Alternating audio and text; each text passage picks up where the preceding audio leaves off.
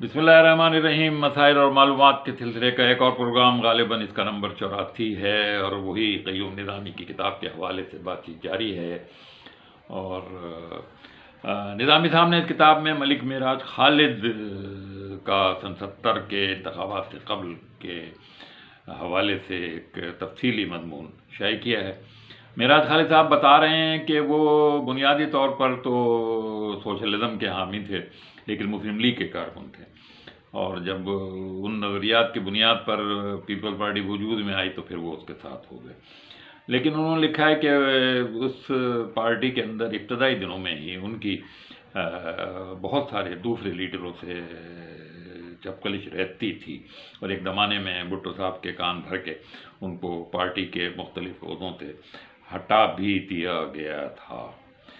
ये मेराज खालिद साहब के मज़मून का लुब्बे लुबाब है। इसी किताब में सुक़ूत ढाके के हवाले से जो मज़मून है उसमें निज़ामी साहब ने सुक़ूत ढाका को इस्तेहसाल का नतीजा करार दिया है।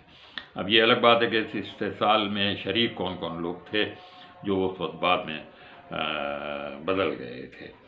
बहरहाल उस पूरे हवाले से जो इंतखाबात के बाद जो सूरत हाल वजूद में आई थी उसका इस किताब में ज़िक्र है, और बहुत सारी बातें हैं इसमें जिन पर इख्तिलाफ भी किया जा सकता है।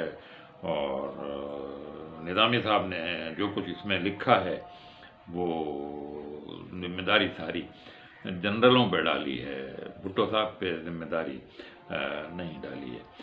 न्यूयॉर्क में सलामती कौंसिल में भुट्टो साहब ने जो कुछ किया, फिर वहाँ से जिस तरीके से वो लाए गए, जिस तरह सदारत उनके हवाले की गई, और उस सदारत के हवाले करने में और याह्या खान को हटाने में जनरल गुल हसन और जनरल रहीम जैसे लोगों का जो हाथ था उसका भी जिक्र किया था। फिर इस किताब में उन्होंने शेख मुजीबुर रहमान जो उस वक्त पाकिस्तान में कैद थे रावलपिंडी, उसका बहुत तफसील से जिक्र किया है। भुट्टो साहब की उनसे आखिरी मुलाकात हुई थी जो उसका भी जिक्र किया है, और इससे ये पता चलता है कि शेख मुजीब को बिल्कुल ये अंदाज़ा नहीं था कि मशरक़ी पाकिस्तान इस तरह से अलग हो जाएगा और इस तरह से भारतीय अफवाज वहाँ दाखिल होकर मुल्क के दो टुकड़े कर दें। बहरहाल उस वक्त भुट्टो साहब ने मुजीबुर रहमान साहब को बहुत सारी ऑफ़र्स की थी और जो उन्होंने रिजेक्ट कर दी थी। और इस किताब में ये जिक्र है कि जाते हुए शेख मुजीब को कौमी ख़जाने से चंद हज़ार डॉलर भी दिए गए थे, और 3 जनवरी सन 72 की आधी रात को शेख मुजीबुर रहमान को लंदन रवाना कर दिया गया था।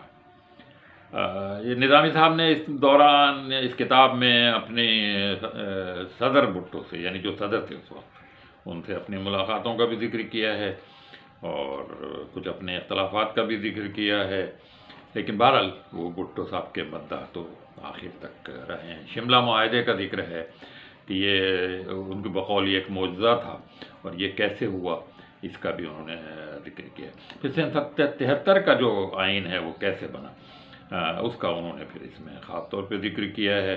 उन्होंने कहा जो सोशलिस्ट ग्रुप था पार्टी के अंदर वो किसी और तरह का आइन बनाना चाहता था, मगर बहरहाल जो आइन आया वो एक मुतवाज़िन आइन था।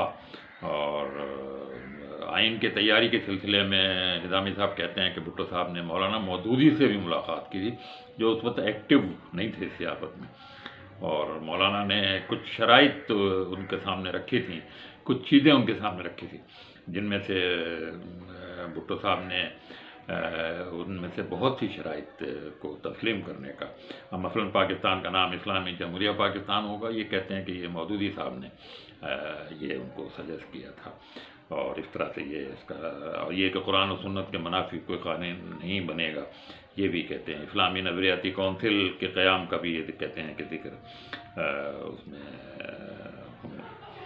बहरहाल ये आइन सादी के काम की बहुत तफसील से उन्होंने अपना जिक्र किया है, और इसी आइन में ये दर्ज कर दिया गया था कि जो आइन के साथ गद्दारी करेगा उसकी सज़ा मौत होनी चाहिए।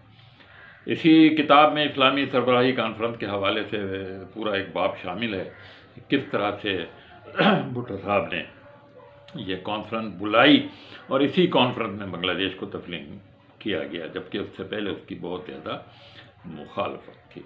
انشاءاللہ اگلے پروگرام میں پھر کسی اور حوالے سے بات کی جائے گی۔ انور کو اجازت دیجیے، اللہ حافظ۔